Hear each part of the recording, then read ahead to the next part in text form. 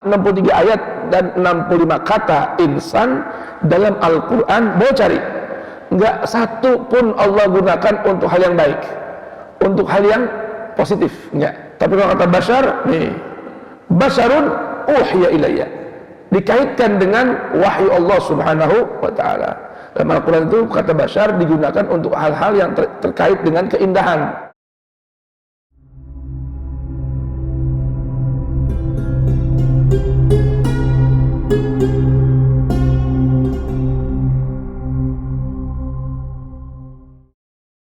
Bismillahirrahmanirrahim. Alhamdulillahirabbil alamin, wassalatu wassalamu ala sayyidina Muhammadin wa alihi wa sahbihi ajma'in. Subhanaka la ilma lana illa ma 'allamtana innaka antal alimul hakim. Wa la haula wa la quwwata illa billahil aliyyil azim. Fa rabbi shrah li sadri wa yassir li amri wahlul 'uqdatan min lisani yafqahu qawli. Rabbana atina min ladunka rahmatan wa hayyi' lana min amrina rasyada.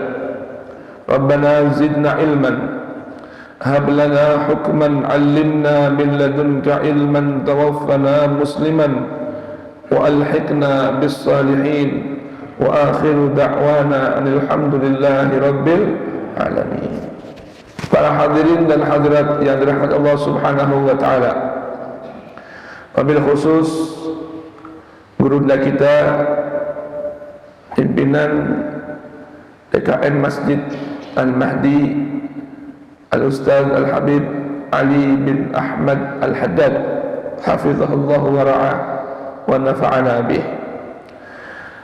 Bapak dan Ibu, para sesepuh, jamaah yang dirahmati Allah subhanahu wa ta'ala, pemirsa yang menyimak melalui live streaming YouTube Masjid Al-Mahdi di mana saja berada, semoga kita semua dirahmati, diberkahi, diridhai oleh Allah subhanahu wa ta'ala.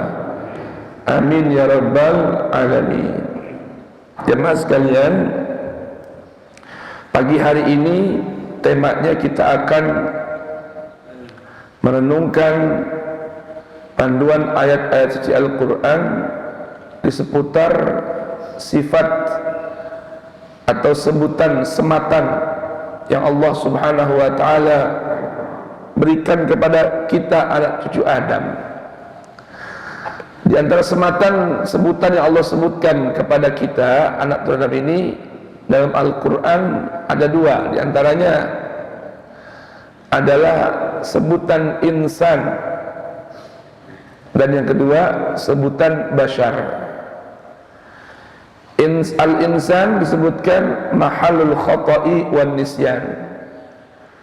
Kata-kata insan itu disebutkan katanya berasal dari kata-kata nisyan, lupa atau pelupa. Dan manusia ini Allah subhanahu wa ta'ala jadikan tempatnya lupa katanya. Nah, kata insan dalam Al-Quran jamaah sekalian terulang lebih kurang pada 65 kali. Ada pada 65 kali pada lebih kurang 63 surah. Kata insan terulang dalam Al-Quran berapa kali? 65 kali. Subhanallah, satu pun tidak ada penggunaannya dalam Al-Quran untuk tujuan memberikan pujian, tidak ada. Jadi kata insan ini dalam Al-Quran ada berapa kali? 65 kali. Digunakan oleh Al-Quran bukan pada siyaqul madah, bukan pada penggunaan untuk menggambarkan pujaan atau pujian, tetapi rata-rata fi siyaqil dzam, digunakan untuk apa? Menggambarkan hal yang tidak bagus atau tercela. Contohnya Quran suratul Asr, Allah jalla jalaluhu berfirman, wal asr, demi asar, innal insana lafi khusr. Innal insana lafi khusr, Sesungguhnya manusia itu insan, anak Adam yang disebut Allah dengan kata insan. Insan itu lafi khusr, betul-betul berada dalam kerugian. Illal ladzina amanu, kecuali orang-orang yang mau beriman. Wa amilus salihat, beramal saleh. Wa tawasau bil haq, saling memberikan wasiat pesan dengan berpegang kepada al-haq. Wa tawasau bis sabr, dan berpegang dan saling berwasiat untuk saling bersabar. Potensi kerugian itu mendominasi dalam diri setiap insan. Ada lagi contohnya ayat, innal insan khuliqa halu'a idza massahu syarru jazua wa idza massahu khairu manu'a illal musallina alladzina hum ala salatihim daimun walladzina hum fi amwalihim haqqun ma'lum lis-sa'ili wal mahrum. Quran suratul Ma'arij. Kata Allah, manusia ini diciptakan pada dasarnya sudah memiliki potensi selalu suka melakukan halal atau punya potensi penyakit halal. Apa itu halal? Kalau diartikan bahasa kita mungkin mudah, simpelnya mudah suka berkeluh kesah. Kata orang Betawi, demennya gerutu. Gerutu. Ya, insan itu punya potensi dasar suka gerutu. Apa aja digerutuin. Suka ngedumel. Kalau kata orang Jawa, nesuan. Ya, senengnya nesu. Apa-apa dipisui. Ya, apa aja digerutuin, apa aja digerdelin, apa aja dikeluhin. Lagi musim, lagi hawa sekarang nih, panas, gerutu, panas banget. Mau ngapa-ngapain susah tuh manusia. Ntar kalau kasih hujan terus hujan dulu. Mau pergi mana-mana nggak bisa. Nggak ngaji, hujan. Oh, ya. Bensin naik, gerutu. Turun, gerutu. Manusia. Ya, potensi penyakit halal. Ahlan habibana, jazakumullah khair, saqakumullah, amin, masya Allah. Dapat air putih, gerutu nggak? Hah? Alhamdulillah. Kalau manusia begitu, ya air putih melulu. Tadi minta air putih katanya, maksudnya susu. Gerutu lagi itu manusia itu, subhanallah. Nah itu gambaran insan. Nanti kita akan bahas potensi mengenal insan dalam Al-Quran. Sekarang yang agak pendek dulu aja, mengenal apa namanya sifat bashar. Nah dalam Al-Quran ini kata bashar terjemahnya juga sama, artinya manusia. Arti bashar kan tipis, kulit tipis, artinya basyarah, kulit tipis. Ya, dalam Al-Quran kata bashar itu Allah gunakan rupanya untuk hal-hal yang positif. Kalau insan rata-rata digunakan apa bentuk katanya untuk hal-hal yang negatif. Tuh. Satu contoh, ayo kita buka Al-Quran. Contohnya Quran nih, surah Al-Kahfi misalnya. Ya, surah apa? Al-Kahfi. Ayat berapa? 110. Ya. Ayat 110. Quran surah Al-Kahfi surah ke-18 ayat 110. A'udzu billahi samiil 'aliim minasyaitonir rajiim. Qul innama ana basharun mithlukum yuha ilayya annama ilahukum ilahun wahid. فَمَنْ كَانَ يَرْجُو لِقَاءَ رَبِّهِ فَلْيَعْمَلْ عَمَلًا صَالِحًا وَلَا يُشْرِكْ بِعِبَادَةِ رَبِّهِ أَحَدًا. Coba baca terjemahnya. Bismillah. Bismillahirrahmanirrahim. Katakanlah Muhammad, sesungguhnya aku ini hanya seorang manusia seperti kamu yang telah menerima wahyu bahwa sesungguhnya Tuhan kamu adalah Tuhan yang Maha Esa. Maka barang siapa mengharap pertemuan dengan Tuhannya, maka hendaklah dia mengerjakan kebajikan dan janganlah dia mempersekutukan dengan sesuatu pun dalam beribadah kepada Tuhan. Ini contohnya ya, satu contoh bahwa kata bashar Allah gunakan dalam ayat ini yang hubungannya dengan wahyu. Ini bagus gak? Kalau ini kan kata insan apa ya? Brutu. Kata insan ajul. Kata insan zalum. Kata insan kufar atau kafur. Nah, kata bashar di sini indah nih. Allah gunakan untuk hal yang terkait dengan wahyu. Lihat apa kata Allah Subhanahu wa taala, "Qul innama ana basyarun." Wahai Rasul, katakan, sampaikan kepada manusia, kepada umat manusia ini, "Qul innama ana basyar." Katakan wahai Rasulku Muhammad, innama, sungguh pastinya aku memang adalah bashar, seorang manusia. Tapi kemanusiaan saya nggak sama sama kalian.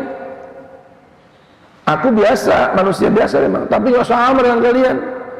Kenapa? Karena aku ini basyarun uhiya ilayya. Aku menerima wahyu Tuhanku. Batu, semua sebutannya batu. Kerikil, batu. Ya, batu kali, batu. Batu gunung, batu. Batu cincin, batu. Batu berlian, batu. Batu permata, batu. Tapi nggak sama nilainya dengan sembarang batu. Nah, kata bashar, ini fokus kita kali ini, kajian kita pagi hari ini tentang penggunaan bashar, kata bashar dalam Al-Quran. Dalam Al-Quran itu kata bashar digunakan untuk hal-hal yang terkait dengan keindahan, ya, kebagusan. Lain dengan kata-kata insan. 65 ayat loh, 63 ayat dan 65 kata insan dalam Al-Quran. Boleh cari, nggak satu pun Allah gunakan untuk hal yang baik, untuk hal yang positif, enggak.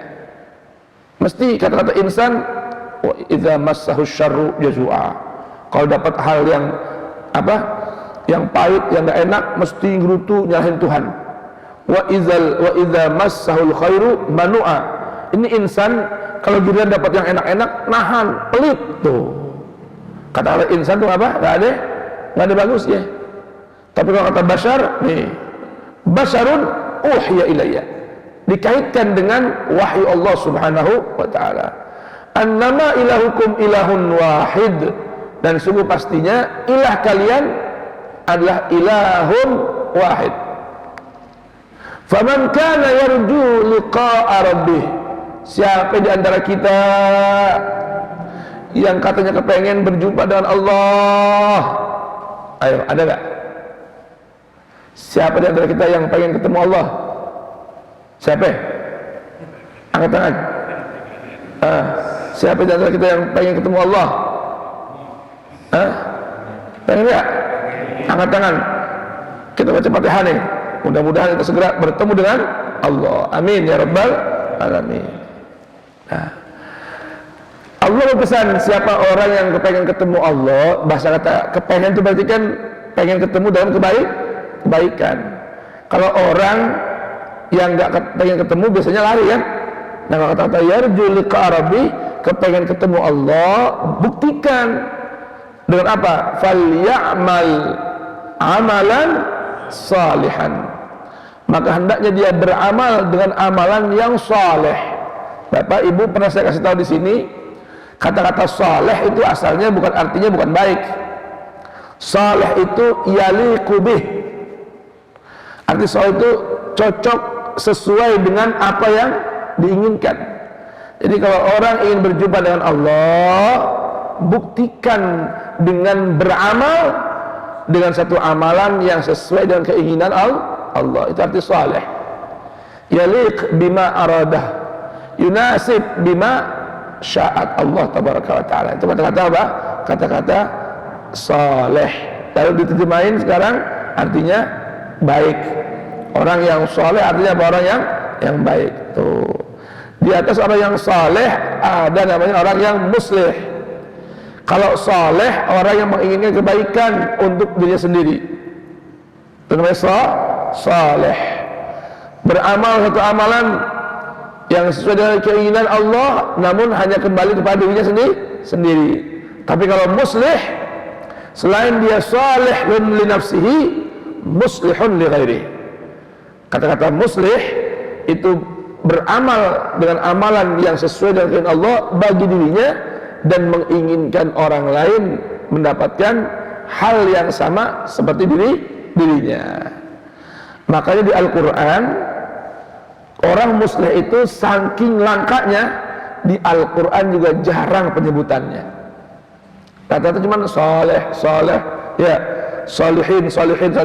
Tapi ya jarang sebutan muslih. Saking jarangnya orang yang muslih.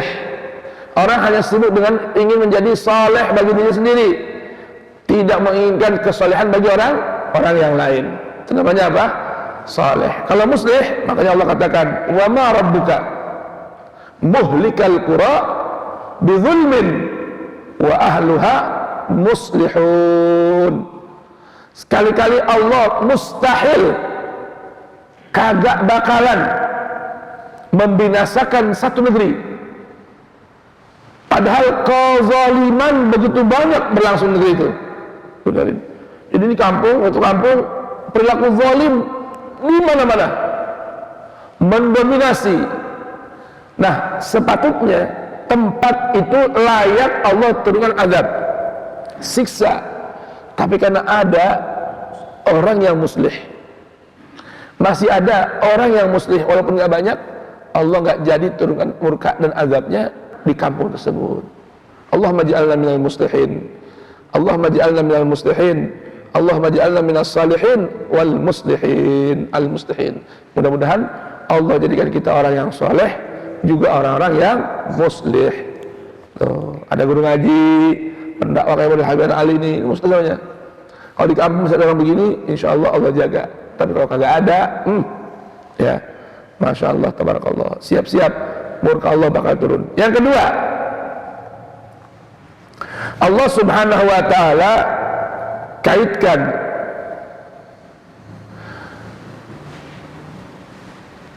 malaikat nih, ya, malaikat nih, ketika ingin menyampaikan kepada Maryam satu hal yang begitu dahsyat, maka Allah wujudkan malaikat Jibril dalam bentuk sosok manusia. Betul gak? Ya, mau kasih tahu kepada ibunda Maryam bahwa dia akan hamil, akan begini, mau punya anak yang begini. Itu Allah wujudkan, kirim.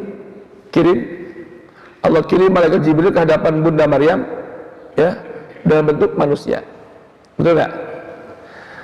Nah, dalam Al-Quran perwujudan Jibril menjadi seorang manusia tidak menggunakan kata insan, tapi menggunakan kata bashar. Tuh. Ini kita kan ingat ya, temanya kita tematik kajian pagi hari ini seputar penggunaan kata bashar. Jadi nanti kita pindah-pindah ayatnya nih ya. Baik. Ini bisa dilihat di mana? Bisa dilihat dalam Quran surah Maryam. Ya, surah apa? Maryam. Dibuka coba. Surah Maryam itu surah yang ke-19 ya. Nomor ayatnya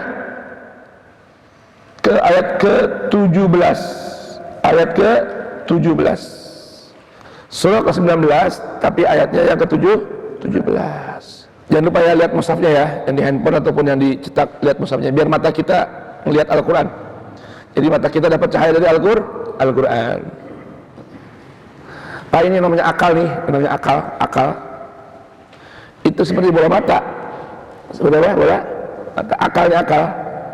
Buat kita mikir, itu seperti bola mata. Ini bola mata kita dua. Kalau nggak ada cahaya, bisa lihat benda nggak di depan? Mata ini normal, kalau saya mata udah nggak normal nih, rabun jauh. Ya. Mata normal sekalipun, kalau nggak ada cahaya, kira-kira tuh mata bisa lihat objek ya? Nggak bisa. Nah makanya mata ini perlu cahaya. Dari mata turun ke hati, benar nggak? Dari mata turun ke hati. Kalau udah turun ke hati, jadinya apa? Mata hati. Maka perlu hati-hati, kan gitu. Nah supaya mata hati kita bercahaya, sinari mata kita nih, bola mata ini dengan cahaya Al-Quran. Gimana caranya? Lihat Quran. Bapak, ibu lagi kurang semangat nih baca Quran. Aduh, mulut lagi perasaan kering banget, nggak enak baca Quran. Ambil Quran, liatin aja, liatin. Nih, baca berat nih. Mulut lagi nggak enak, perasaan sariawan. Ambil Quran juga. Misalnya sehari udah biasa baca Quran setengah juz, apalagi dengan tadabbur. Aduh, kayaknya perasaan badan lagi lemas aja. Kan bisa begitu ya orang. Udah ambil Quran, liatin. Nggak usah pakai suara. Ini dari mata nih turun ke hati juga. Saya mau tanya sekarang Bapak, ngapain ngoceh nih, kita ngapain ngomong nih? Lihat sesuatu yang indah, efek nggak ke jiwa? Efek nggak? Kita punya bini cakep, ada perempuan cakep lagi, kita liatin doang. Ngomong nggak berani, ada bini kita galak sebelahnya. Nyampe nggak ke akal sama ke hati? Nyampe nggak? Nggak bisa tidur. Bang, kenapa sih bang tidur? Enggak, nggak apa-apa. Mau ngomong nggak berani. Mau ngomong ada perempuan cakep, mau lamar nggak berani. Itu kenapa nggak bisa tidur? Gara-gara dari mata turun ke hati. Sama Quran nih, Quran mau di handphone kayak mau Quran cetak, kalau lagi nggak semangat badan, ngomong berat, lagi males, apa nih? Ya, liatin dari mata turun ke hati. Oke? Paham nih? Jadi nggak ada alasan kita malas baca Quran. Mau rebahan boleh nggak? Rebahan. Celentang. Tengkurap dah. Nggak ada alasan untuk nggak baca Al-Quran, walaupun hanya dengan sekedar melihatnya doang. Karena ada yang bilang baca Quran pakai adab dong, duduk yang rapi, madhab kiblat. Bener, itu sempurnanya. Cuman jangan ada alasan karena lagi nggak punya wudhu, lagi nggak mood, badan lagi lemes, pengennya rebahan, pengennya terentang, pengennya tengkurup aja maunya. Hanya pengen tengkurup aja. Ambil Quran, taruh, liatin. Dari mata turun ke hati. Apalagi ini cahaya Allah. Ini cahaya, isinya apa? Cahaya Allah. Apa kata Allah? Ayo baca. A'udzubillahi samil alim minasyaitonir rajim.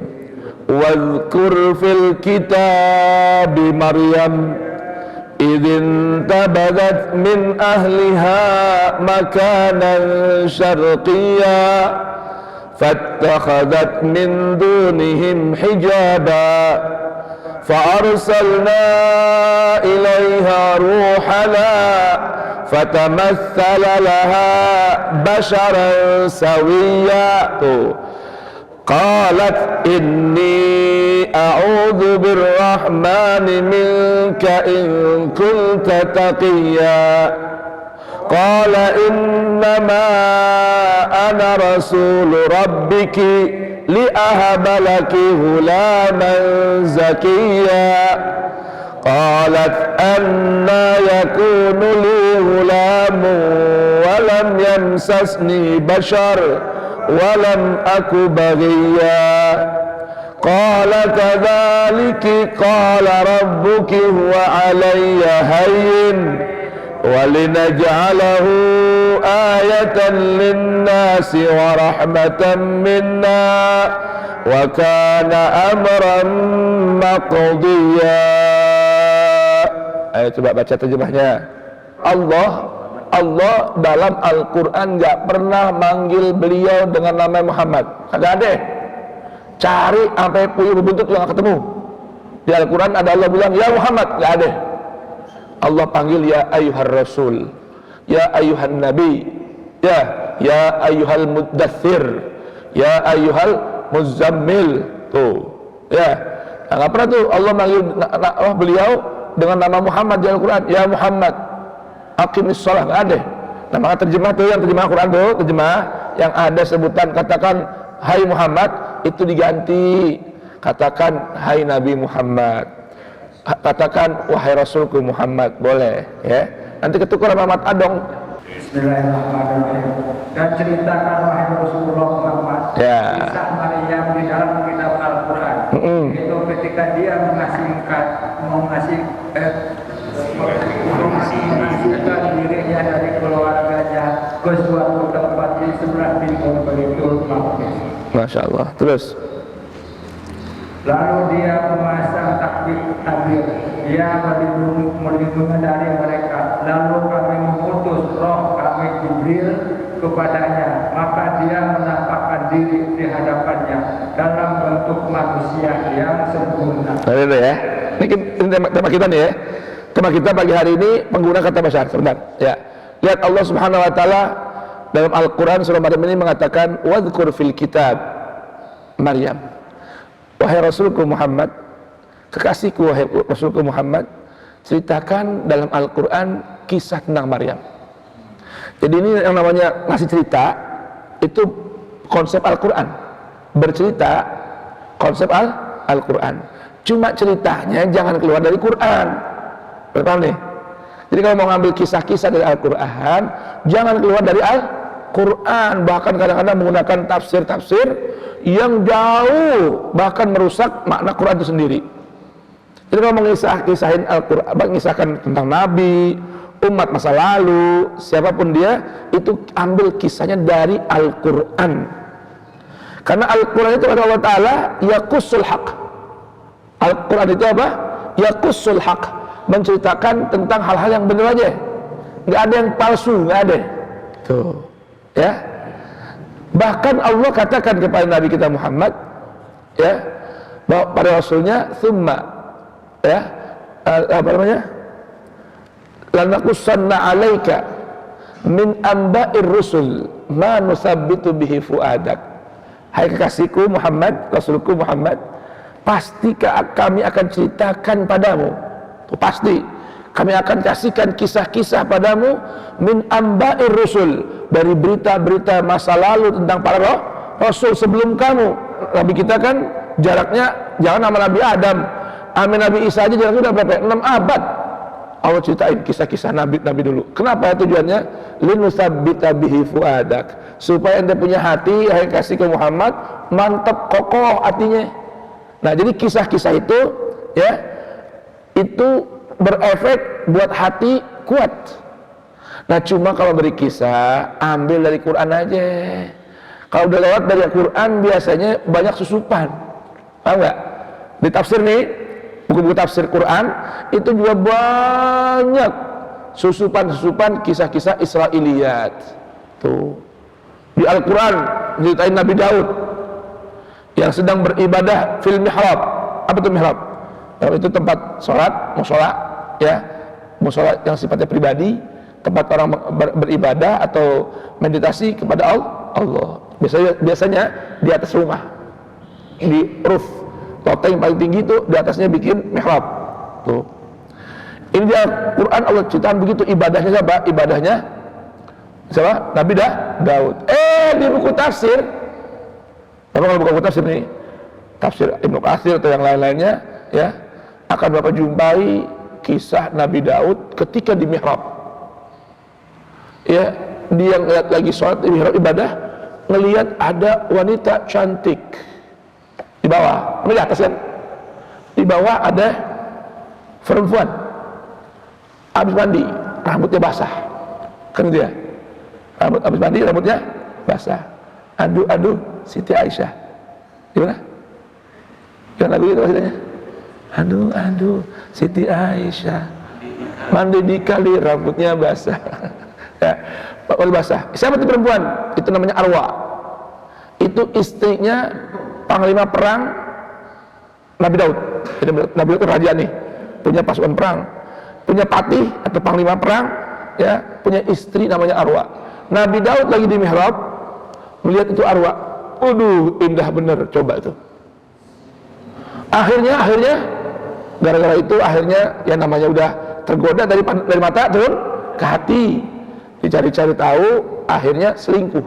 Benar ini, Nabi Daud Nabi selingkuh. Hasil selingkuhnya hamil. Dari hamilnya itu hasil selingkuh tadi punya anak namanya Sulaiman. Jadi Nabi Sulaiman hasil selingkuhan Nabi Daud. Coba itu, coba lagi ini. Akhirnya malu dong dia. Waduh, ketahuan gimana nih? Raja, Nabi, selingkuhan sama anak. Wah, bininya siapa? Bininya Patih, Panglima. Wah, dia pikir akal. Bagaimana caranya nih biar malu gak hilang? Bikin ketika perang, yang biasanya Panglima kan di belakang. Ya, tentara recehan di mana? Di depan. Dia tugasin. Kali ini ente di depan. Loh, Raja, saya mau di belakang awal. Enggak, sesekali di depan deh. Contohin sama orang. Panglima di depan. Akhirnya terbunuh. Demi apa ya? Supaya nggak ketahuan. Itu ada di buku-buku tafsir. Merusak citra baiknya para nabi yang diyakini sebagai orang yang maksum, terjaga dari salah dan dosa. Kalau di Al-Quran nggak ada itu kisah, cuma di tafsir Quran. Dari riwayat hadis. Nah, akhirnya dibuatlah sebuah image atau apa namanya konsep bahwa Quran disempurnakan dengan hadis. Tuh. Jadi Quran perlu pada hadis supaya menjelaskan hal-hal di Al-Quran yang lebih detail lagi. Begitu katanya. Contohnya tadi detail-detail akhirnya sumbernya kepalsuan, merusak keindahan, kesucian Al-Quran. Kalau udah begitu, bilangnya orang Quran kan bukan? Quran itu. Oh, dari Quran begitu. Padahal bukan dari Quran, dari hadis-hadis tafsir Quran. Nah, karena ya, kita kembali ke tema kita. Wadhkur fil kitab Maryam idin tabadat min ahliha makanan syarqiyah. Ini memang Bunda Maryam ini wanita yang sejak kecil dikenal yang sangat menjaga kehormatan. Tuh, ya. Senangnya nggak mau kumpul sama sembarang orang, hanya sama keluarga doang. Kan pamannya sama pamannya Nabi Zakaria. Tuh, ini ponakan satu ini, masya Allah nih, istimewa kayaknya nih. Dah, akhirnya minta izin nyepi di sebelah timur Baitul Maqdis, dari tempat yang sepi, kepengen menyendiri. Baik. Fattaqadat min dunihim hijaban. Tapi dia bukan berarti nyepi lalu nggak bikin ruangan khusus, bikin ruangan khusus tertutup. Ya, nggak sembarang orang bisa masuk ke situ. Kemudian fa arsalna ilaiha ruhana. Perhatikan nih, ada sebuah kata yang begitu indah dalam Al-Quran. Kemudian kami utus, kata Allah, kepada Maryam ruhana. Jadi Jibril ini Allah gambarkan sebagai apa? Bagian dari ruhnya Allah. Kata ruh, jamaah sekalian, kata ruh ini Allah hanya sematkan kepada manusia. Itu indahnya tuh. Binatang nafas. Kullu nafsin dha'iqatul maut. Tapi kalau manusia Allah sematkan kata ruh. Ya. Apa nama Allah Subhanahu berfirman, fa alqaina ilaihi min ruhina. Ya, Allah masukkan, atau dalam ungkapan lain, tiupkan dalam janin ruhnya Allah. Ini kita nih punya potensi spirit kebersihan berupa ruh. Ruhnya kita ini pun bagian dari ruhnya Allah. Cuman maaf ya, jangan lebarin, nanti ada pembahasan istilah reinkarnasi lagi. Ini ada di sekolah bahasa nih, indahnya bahasa Al-Quran. Ruh Jibril nama lainnya adalah Ruhul Amin. Ruhul Amin, suatu yang Allah tiupkan, punya ruh, ya ruh. Dan subhanallah, nama lain dari Al-Quran adalah ruh. Ayo jemaah, ini kemana saya mau ajak berjamaah kemana kira-kira nih? Paham gak kira-kira ajak mana? Kalau yang bedain kita sama binatang, kita punya nafsu, binatang punya nafsu. Nafsu, setiap yang punya nafsu pasti bakal mati. Kullu nafsin dha'iqatul maut. Tapi ruh itu tidak akan mati kecuali kalau ruh itu tidak dihidupkan dengan ruh yang berasal dari Allah Subhanahu wa taala. Apa itu ruh yang berasal dari Allah Subhanahu wa taala yang Allah wujudkan dalam bentuk sekarang ini? Yaitu Al-Qur'an. Tuh. Jadi nama lain dari Al-Qur'an adalah Ruh Tuhan. Kalau bahasa kampung roh Tuhan itu Al-Qur'an. Jadi kalau mau ruh kita hidup sejalan dengan pemilik ruh yaitu Allah, maka hidupkan kita punya ruh dengan Al-Qur'an. Tuh. Paham jemaah? Assalamualaikum. Sehat? Belum kecium ini makanan, tenang aja, ya, masih jauh, ya kan? Kita sekarang hidupin dulu nih kita punya ruh kita, ruhani kita. Ruhani bisa hidup dengan ruh, yaitu ruh bagian dari Allah Subhanahu wa taala, ruhan min amrina. Ya, wa kadzalika auhayna ilaika ruhan min amrina. Itu Quran surah Al-Qiyamah tuh. Di akhir-akhir Quran surah Al-Qiyamah. Wa kadzalika auhayna ilaika ruhan min amrina ma kunta tadri mal kitabu wal iman walakin ja'alnahu nuran. Walakin ja'alnahu nuran. Berarti Allah bilang wa kadzalika auhayna ilaika ruhan min amrina, dan karena hal tersebut kami wahyukan kepadamu. Ini dulu kita wahyu nih. Nanti kapan-kapan kita baca dari Al-Quran apa itu arti wahyu. Kan dari Al-Quran baca kata-kata wahyu kan. Termasuk Allah wahyukan kepada lebah. Nah, apa itu wahyu? Bentar kita bahas kapan-kapan di sini di Masjid Al-Mahdi ini, ya. Kata wahyu dalam Al-Quran itu artinya apa aja? Nah, maka kalau jamaah namanya wahyu, pengajian bab itu wajib hadir. Yang namanya wahyu di wahyu ningsi panggil. Biar dengar nih apa itu wahyu. Nah, ya kan? Kami wahyukan padamu wahai Rasulku ruhan min amrina. Coba itu. Allah tiupkan ruh dalam raga kita. Ruh yang bagian dari Allah Subhanahu wa taala. Kemudian Allah katakan, kami wahyukan juga pada wahai Rasulku ruhan min amrina. Supaya ruh kita ini hidup, maka jangan pernah jauh dari ruhan min amrina berupa Al-Quran. Tuh. Bahkan kata Allah Ta'ala, ma kunta tadri, dulu kamu gak tahu apa-apa wahai Rasulku tentang Alkitab.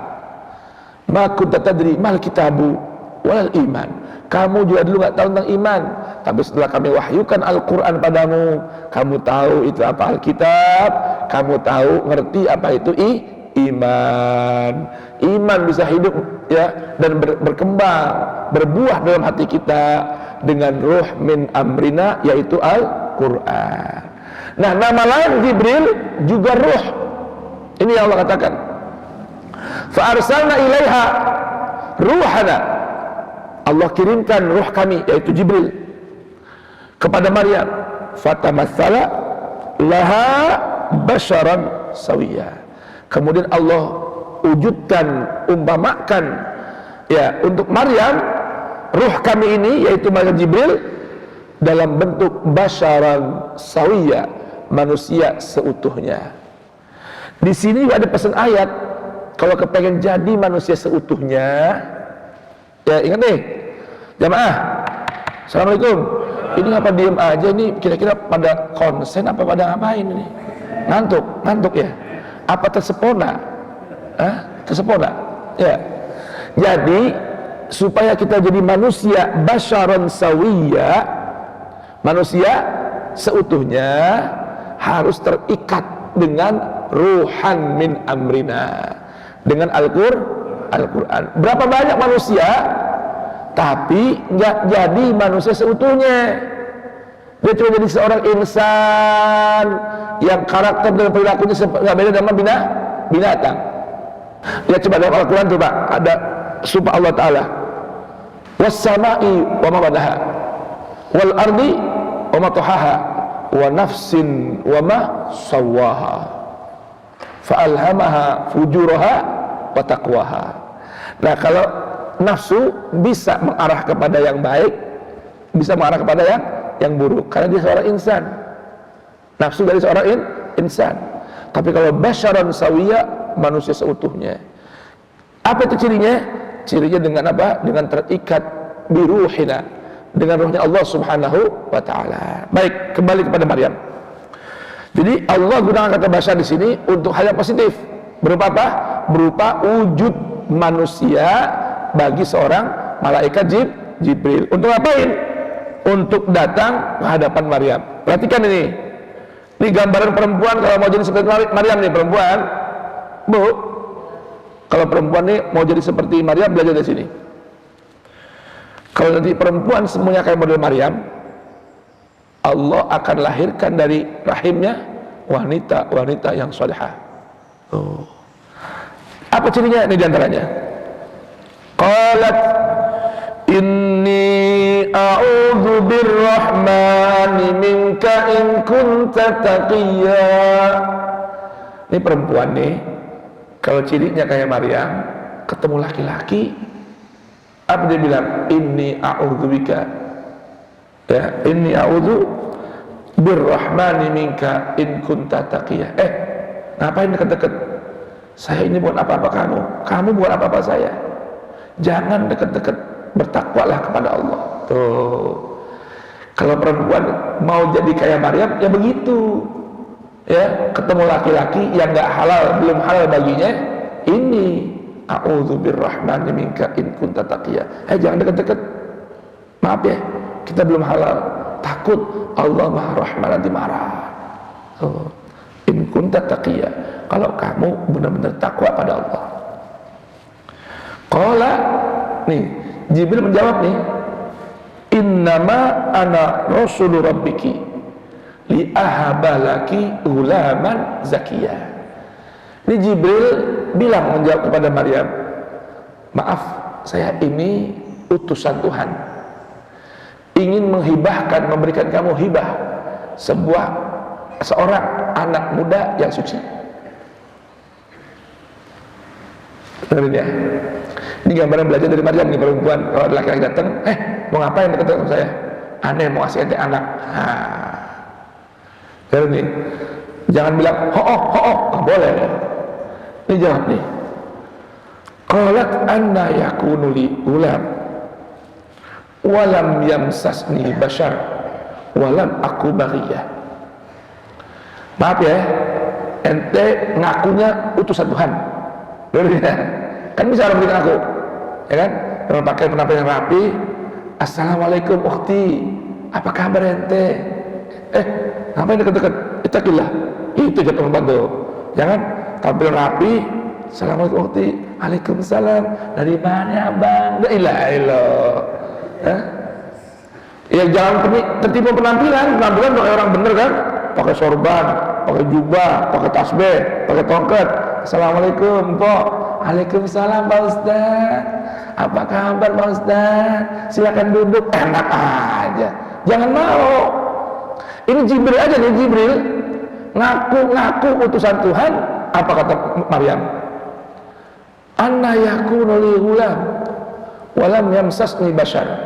Bagaimana bisa saya punya anak, orang gak ada yang nyentuh saya kok? Artinya apa ya? Ente ngaku-ngaku orang baik, tapi jangan sentuh saya dulu. Kenapa? Walam aku baghiyah. Saya ini seorang pelacur. Jadi kalau perempuan itu arti baghiyah itu kan artinya apa aja mau apa aja, itu namanya baghiyah. Di terjemahan sini seorang perempuan yang melacurkan diri, itu namanya baghiyah. Makanya baghiyah itu diartikan dalam bahasa kita ini mau apa aja mau. Bagi itu bahasa Arab tuh. Bagi. Kemudian orang Arab bilang isbaghat. Mau apa ente? Baghat kullu syai. Saya mau apa aja. Tuh, itu gambarannya. Jadi orang yang suka bagi dong, itu gambaran bagi. Nah, perempuan itu belajarlah dari Maryam. Jangan asal mau dibagi-bagi atau minta bagian-bagian kalau belum ada kejelasan siapa itu laki-lakinya. Qala kadzalika qala rabbuki huwa alayya hayyin. begini ya, saya nggak bakal nyentuh kamu. Kamu wanita yang bersih, wanita yang suci. Makanya Maryam itu apa julukannya? Sayyidah Nisa'il Alamin. Maryam itu apa? Pimpinan wanita alam semesta raya. Kenapa? Karena menjaga kesucian dari sentuhan laki-laki. Tuh. Qala rabbuka huwa alayya hayyin wa linaj'alahu ayatan linnas wa rahmatan minna wa kana amran maqdiya. Ini kisah Maryam, kita cukupkan sini dulu karena kita bukan kisah Maryam ya, tapi tentang penggunaan kata basyar dalam Al-Qur'an untuk hal yang baik dan positif. Berikutnya ada lagi nih. Kita buka Quran surah Asy-Syura. Surahnya 42, ayatnya 51. Baik, kita baca ayatnya.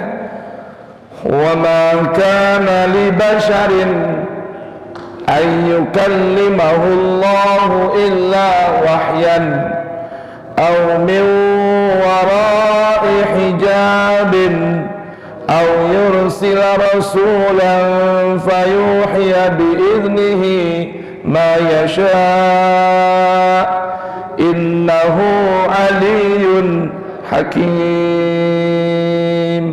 Naam. Tuh ya, perhatikan nih. Di sini kata basyar Allah kaitkan dengan apa? Menerima wahyu, nubuat dan sebagainya. Perhatikan sini. Nanti ada lagi Quran di surah Ali Imran. Wa ma kana li basyarin, dan tidak patut alias mustahil bagi basyar untuk berbicara dengan Allah illa kecuali berupa wahyu. Nah, ini kita perlu tahu nih, wahyu itu gimana sih wahyu? Nah, nanti insya Allah kita akan bahas pada pertemuan berikut tentang konsep memahami wahyu dalam Al-Quran. Au min wara'i hijab, atau Allah berbicara dengan manusia di belakang tabir, atau au yursila rasulan, Allah mengutus utusan malaikat, fayuhiya bi'idnihi, maka malaikat menyampaikan wahyu Allah dengan izin Allah Subhanahu wa taala. Innahu aliyyun hakim. Allah itu maha tinggi dan maha bijaksana. Kenapa? Karena ada perbedaan dimensi antara dimensi ketuhanan ya pencipta dengan dimensi makhluk, dan dimensi itu jaraknya begitu dahsyat. Maka perlu ada penengah, mediator antara dua dimensi yang berbeda ini. Nah, dimensinya adalah biasanya malaikat Jibril. Kenapa yang dipilih malaikat? Karena malaikat ini berada pada antara dua dimensi langit dan bumi. Nah, ini contoh ya, bahwa ini adalah basyar. Kata basyar ini Allah gunakan untuk hal-hal yang baik terkait dengan berbicaranya Allah dengan manusia. Baik, sekarang ada ayat yang serupa dalam Quran surah Ali Imran. Surah ketiga ayat 79, kita buka. Surah ketiga ayat 79 hingga 80. Allah berfirman, "Wa ma kana li basharin an yu'tiyahu Allahul kitaba wal hukma wan nubuwwata thumma yaqula lin-nasi kunu ibadan li min dunillah walakin kunu rabbaniyina bima kuntum tu'allimunal kitaba wa bima kuntum tadrusun ولا يأمركم أن تتخذوا الملائكة والنبيين أربابا أيأمركم بالكفر بعد إذ أنتم مسلمون."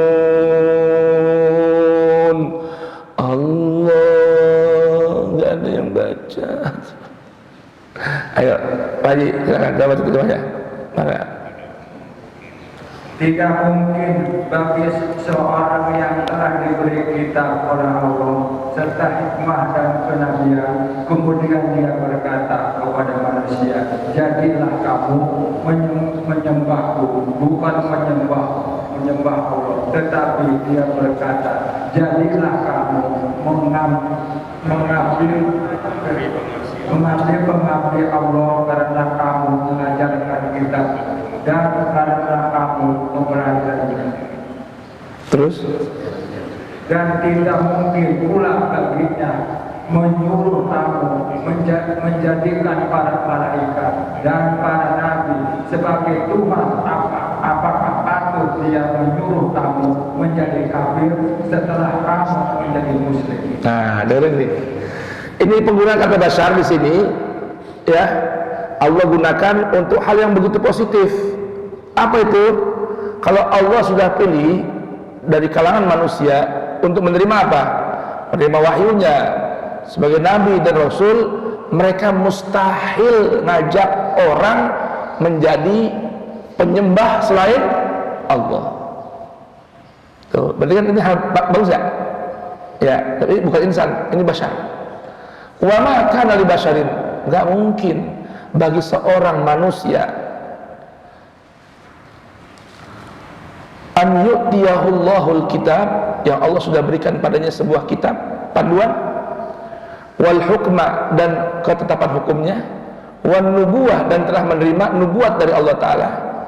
Kemudian summa yaqula linnas, kemudian dia ngomong sama orang-orang, kunu ibadan li min dunillah, jadilah kalian penyembah aku, pengabdi aku dari selain Allah. Ini mustahil bagi para nabi dan rasul mengatakan hal itu. Maka tugas para ulama, tugas para dai, tidak boleh ngajak orang ikut dirinya. Karena kalau ngajak orang ikutin dirinya, berarti sama dengan ngajak dia memadu cinta dan menyekutukan Allah. Paham nih? Ya, Bapak dengerin ya, kata saya nih, ikutin omongan saya. Ikutin omongan saya nih, ikutin fatwa saya. Itu mustahil dilakukan oleh para nabi dan rasul. Ini bukan level nabi, bukan level rasul, cuma timbang ustadz, kiai, ajengan, dai ilallah, habib, nggak boleh. Ajak orang kembali pada Allah, ajak orang berpandu dengan kitab Allah, bukan dengan kitab dia. Ini alhamdulillah anak udah ngarang kitab nih ya, ini tebas ini kitab ini. Jadi ada semua murid-murid dengar kata aneh, ikutin aneh, nggak boleh gitu. Ini yang benar, yang boleh gimana yang benar nih? Nih jamaah sekalian, alhamdulillah nih saya udah bikin kitab tafsir nih. Halamannya lebih kurang ada, halamannya ini 920 halaman. Keren ya Ustaz begitu? Hah? Kalau Ustaz begitu berarti levelnya apa? Doktor, profesor. 900 halaman nih. Jamaah, ini tolong Anda baca pandangan-pandangan saya, pengetahuan saya tuang narasikan dalam buku ini, cek di hadapan Quran. Ini saya nulis nih, habis waktu lebih kurang 10 tahun. Siang malam nih saya nulis nih. Apa kadang lupa makan, lupa minum, lupa istri, kadang-kadang. Tapi sama duit inget. Nah, enggak. Ini ada 950 halaman. Saya tulis dalam masa 10 tahun. Tolong jamaah, cek ini di hadapan Quran. Kalau sesuai sama Al-Quran, ikutin tuh. Karena sesuai dengan Al-Quran. Kalau salah, buang di buku saya. Udah biar usia saya sia-sia, nggak apa-apa. Karena rupanya isinya nggak sesuai sama Al-Quran. Itu baru benar. Tahu nggak jemaah? Sekarang ada nggak begitu? Kita acara launching buku. Nih, yang tanda tangan, yang sambutan 100 ulama kiai. Tahu nggak? Ini kita benar udah 100 kiai yang tanda tangan semua. Tuh, tahu nggak deh? Nggak boleh begitu. Nabi aja nggak boleh begitu. Rasul aja nggak boleh begitu. Apa yang dibolehin? Nih, dengerin. Walakin kunu rabbani. Bima kuntum tu'allimuna kitab wa bima kuntum tadrusun. Kalau orang udah belajar kitab, udah memperdalami Al-Quran, mempelajari hadis, mengkaji fikih, lalu mengajarkan pada orang, setelah itu bilang pada orang, kunu rabbaniin, jadilah kalian umat-umat rabbani. Apa itu umat rabbani? Umat sekelompok orang setelah dia mempelajari, menguasai ilmu-ilmunya Allah, menjadi sebenar-benar pengabdi Allah, enggak nawar-nawar kepada Allah, enggak cari-cari akal ngakalin kitab Allah. Udah, apa yang ada dalam Al-Quran ikutin aja, jangan ditentang-tentang, karena Al-Quran itu isinya nilai kebenaran yang pasti. Itu gambaran Rabbani tuh ya. Makanya saya suka ajak nih teman-teman santri nih atau para dai. Kita kadang Pak, Masya Allah malu, kudu malu harusnya ngajarin orang kebaikan, mendakwahkan orang, penceramah, ngajar di mana-mana, malam nggak bangun malam, nggak tahajud. Ya Allah, bangun malam itu da'bul anbiya wal mursalin.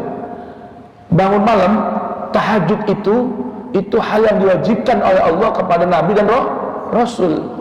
Maka kalau seorang ingin meneruskan tongkat estafet dakwah para Nabi Rasul, tidak boleh tidak bangun malam.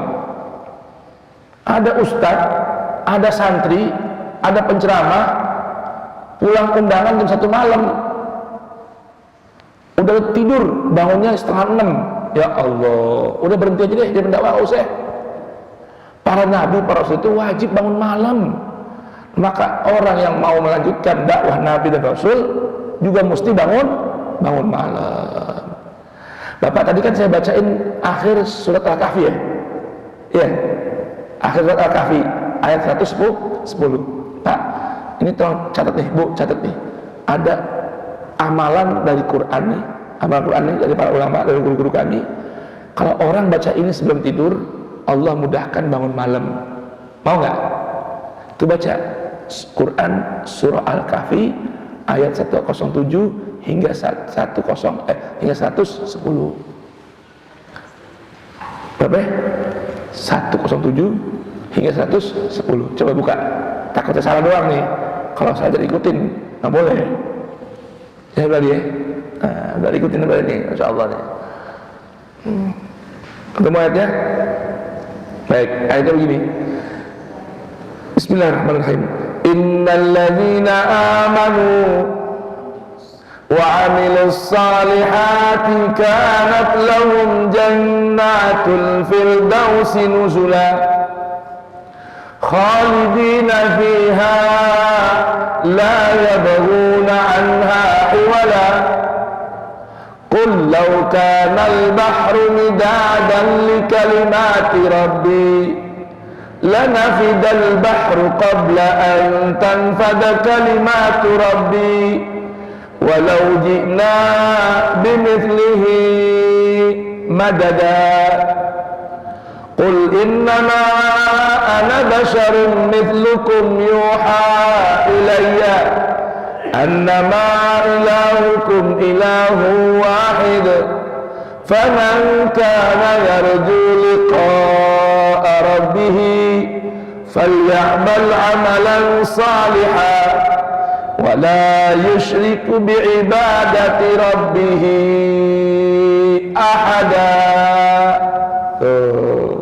Ini ayat baca mau tidur ya, minta kepada Allah dengan kemuliaan ayat ini Allah bangunkan jam sekian. Itu mujarab tuh, sebutin jamnya. Bapak mau bangun jam berapa ya Pak? Jam 3 ya? Baca ayat ini, ya Rabb dengan kemuliaan ayatmu ini bangunkan aku jam 3. Begitu jam 3 nggak pakai bel, mata kebuka tuh. Subhanallah tuh. Kadang lebih dulu dari beker, lebih dulu dari alarm udah bangun tuh. Ya, tadi malam saya tidur agak lambat Pak, ya agak lambat tidur malam, takut nggak bangun nih, karena kan Al-Mahdi jauh dari saya, Al-Mahdi jauh, jaraknya ada berkilo-kilo. Baca ayat ini, ya Rabb, bangunkan aku jam 3 dengan kalimat ayat ini. Handphone pasang alarm jam 3. Sebelum handphone bunyi, saya dibangun duluan. Tuh. Ayat ini. Ya, baik. Sudah? Dicatat ya, ayat 107, 110. Baca mau tidur. Apa enggak? Apa enggak? Ya kalau enggak apa, buka HP, buka Quran aja, harus susahnya ya enggak? Lihat Qurannya, lihat. Biar dari mata turun ke hati. Enakan gitu kan? Baik. Sudah, kita kembali ke ayat 4. Kemudian wala ya'murukum an tattakhidul malaikata wan nabiyina arbaba. Yang namanya nabi rasul itu enggak mungkin nyuruh kalian untuk menjadikan malaikat dan para nabi sebagai Tuhan-Tuhan lain. Tuh, nabi nggak mungkin. Nah, maka kalau seorang menjadi penerus nabi, nggak boleh ngajarin orang, ngajarin umat manusia untuk menjadikan para ulama-ulama dan para habaib sebagai Tuhan. Nggak boleh. Emang ada? Hah? Ada nggak? Coba, kira-kira ada nggak orang, para dai, para ustadz ngajak orang ngangkat ustadz, ngangkat kiai, ngangkat habaib sebagai Tuhan? Ada nggak? Ada nggak? Hah? Nggak ada emang sebutannya, tapi prakteknya banyak. Contoh nih ya, contoh. Ente ikutin tuh ulama itu, nggak boleh yang lain sesat. Tuh, ikutin tuh mazhab dia, yang lain nggak, sesat. Itu namanya menjadikan para ulama sebagai Tuhan. Yang benar gimana? Kalau ada orang nanya nih, Ustaz, bagaimana menurut antum? Saya ngikut ulama yang mana nih? Saya ikut mazhab yang mana nih? Saya ikut thariqah yang mana? Saya ikut kelompok yang mana? Apa jawabnya? Setiap ulama, setiap mazhab, setiap thariqah yang gak berseberangan ajarannya dengan Al-Quran, ikutin dia. Kalau hidup begini tentrem gak? Akur gak kira-kira? Hah? Jadi saya mau tanya jamaah nih, jujur mau tanya nih, jamaah, semua jamaah cerdas gak nih kira-kira nih? Jamaah yang bener tuh aliran sunnah apa syiah sih? Assalamualaikum. Hah? Yang bener tuh aliran yang mana? Jangan kencang nih. Madhab yang bener sunnah apa syiah? Gimana Pak? NU apa Muhammadiyah? Salafi apa Khalafi? Nggak berani jawab, ketahuan deh. Takut ntar kalau bilang syiah kagak kesini lagi kita. Sunnah sampai masjid labelin tuh masjidnya harus sunnah, tuh masjidnya syiah, tuh masjidnya NU ada beduk, tuh masjidnya Muhammadiyah ada beduk. Ada setiap masjid musala yang nggak ada beduk itu masjidnya Muhammadiyah, bukan ahlus sunnah, bukan NU itu. Lah kasihan amat, belum punya duit Tuhan, beduk harganya mahal. Betul. Dari ini ya jemaah, mana yang benar, sunnah atau syiah, salafi atau khalafi, NU atau Muhammadiyah? Yang benar dari sunnah yang sesuai sama Quran, yang benar dari syiah yang sesuai sama Quran, yang benar dari NU yang sejalan sama Quran, yang benar dari Muhammadiyah yang sejalan sama Quran, yang benar dari madhab yang sesuai sama Quran. Nah, emang ada Ustaz di NU yang nggak benar? Banyak. Sampai disebutan, pokoknya kalau Ustaz yang nggak begini Muhammadiyah, Ustaz yang begini Salafi. NU bener nih, NU motor NU bener nih, NU. Yang begitu NU tentu, itu baru NU tuh. Begitu katanya. Ya bagaimana itu? Hah? Ya jadi ini deh, nggak boleh Nabi Rasul aja nggak boleh ngajarin umat manusia untuk menjadikan malaikat dan nabi-nabi yang lain sebagai Tuhan, apalagi belum sampai level nabi, belum sampai level rasul. Kira-kira paham ya? Paham ya? Paham lah. Ini kan temanya ringan, ini cuman penggunaan kata bashar dalam Al-Quran digunakan untuk hal-hal yang positif. Kata insan dalam Al-Quran 65 kata insan dalam Al-Quran tuh. Insya Allah nggak ada lagi, cuma situ doang. Dalam Al-Quran kata insan cuma 65 kali dalam Al-Quran. Itu digunakan untuk hal-hal yang negatif.